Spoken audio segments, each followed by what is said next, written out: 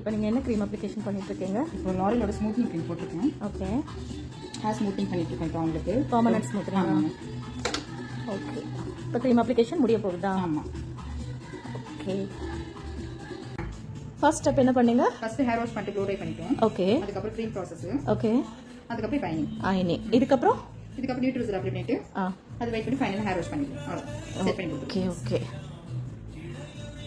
இது natural finishing லுக்கில் வந்துடும். இது நியூட்ரலைசர் அப்ளிகேஷனா?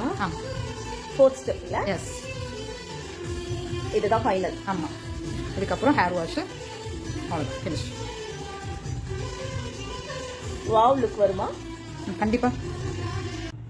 இது என்ன பண்ணிட்டு இருக்கீங்க? இப்போ ஒரே வெள்ளை அடிக்கிற மாதிரி இருக்கு. நியூட்ரலைசர்.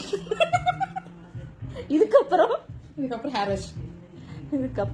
ஆமாம். அதுக்கப்புறம் முடிஞ்சதா? இதுதான் ஃபைனல் ஸ்டெப்பா? எஸ், ஃபைனல் இதுதான். இது என்ன ஃபைனல் ஸ்டெப்பா?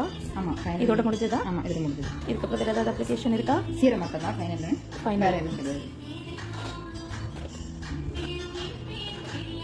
Okay, ton.